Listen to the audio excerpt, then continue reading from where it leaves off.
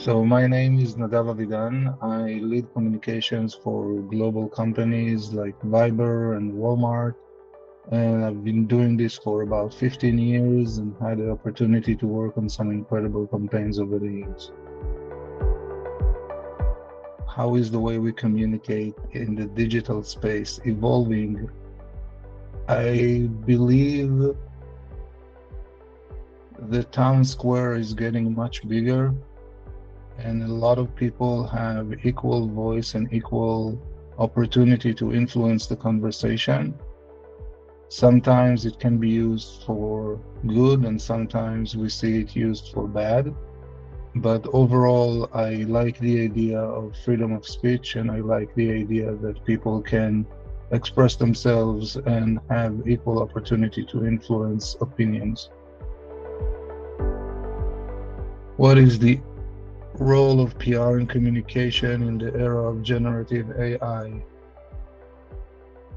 I would say generative AI equals inventing the car, in the sense that suddenly distances disappear and we can reach places that before were not even an option.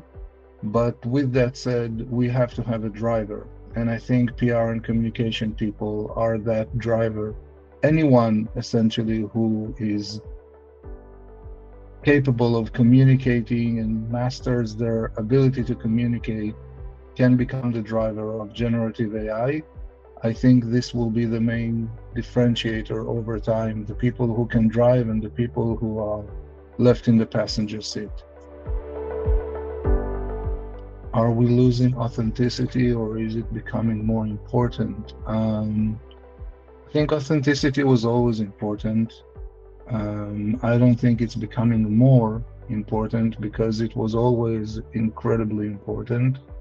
I think that we're not losing it. I hear the voices saying that because people generate things with AI, it lacks authenticity. But the reality is, if I ask something from AI and you ask something from AI, we will get different results because we're different people entering different prompts. So I do believe authenticity is still there. I just think it's the era of enhanced authenticity right now. How communication strategies differ between global companies and those who are just entering the market. I think overall, PR and communication should be involved in three main aspects of the business: awareness, sentiment, and engagement. So essentially answering three questions. Do I know this brand? Do I know this brand in a good way? And do I know this brand in a good way and I want to have something to do with it? In that sense, I think there's not a lot of difference between global companies and new companies. The main difference is the weight that we give each of these questions. So a global company like Viber already has a lot of awareness. They don't need to focus on that. Maybe they will focus more on sentiment, making sure that they are a loved brand. Maybe they will focus on engagement, making sure that people want to use them for daily communication. Whereas a company like TextNow will probably focus more on awareness just because they're not known yet, and potentially leave sentiment and engagement for later stages in their growth. How do I envision the role of AI over the next 5 years? I think it's hard to say because it's hard to say what the role of AI will be in a month from now. But overall, I think the main difference will be the difference between the creative work of coming up with a narrative and the operational work of, say, writing a press release. I think those who do only the operational work will find themselves in the passenger seat very quickly and could even potentially lose their job or find it replaced.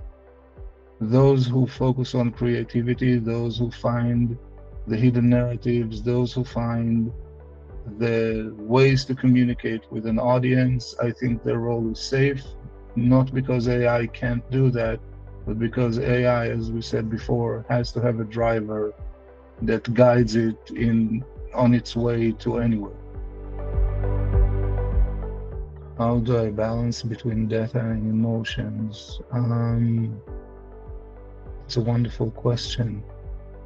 I like to say that emotions matter more than data, just because data is something people can collect themselves, but emotions, it's our job to spark certain emotions in people, whether it's positive emotions or negative, it doesn't matter, but people don't wake up in the morning and decide to be angry today or happy today or whatever. Things happen around them that influences their mood.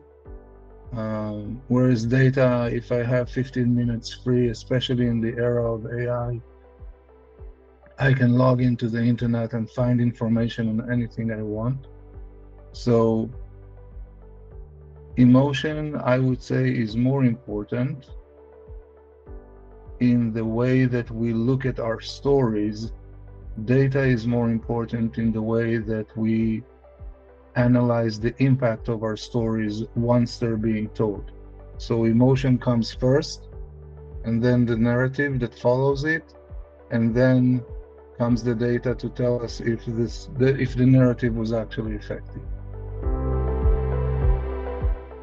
How to recognize a story that will spark real emotion. I use three steps method called AIM. That's short for audience, intent, and message.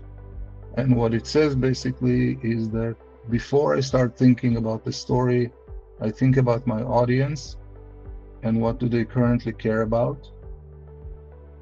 After that, I think about what I want them to do once they hear the story, even though the story does not exist yet. But I want to make sure I understand fully what I want them to do once they hear the story.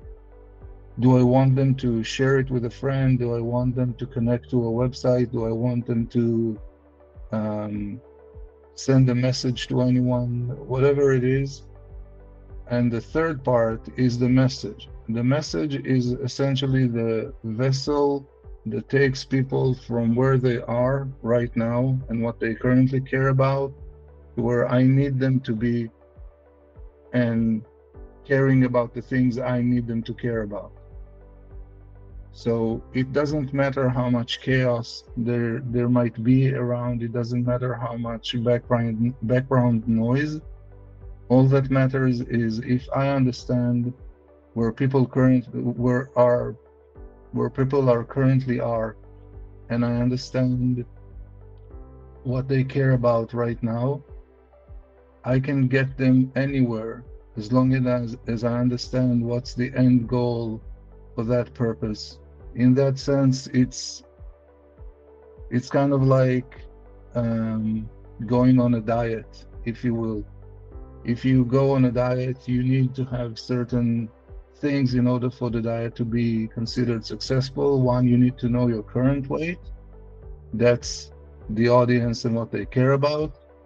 Two, you need to know your end result, what you want your weight to be, right? Everyone says, I need to lose this and that kilograms and so on. So I need to know what my end result is, and then I can come up with a plan to take me from my current weight to the end result weight that I'm interested in. If I don't have an end result, or I don't know how much I currently weigh, my diet is very likely will not succeed.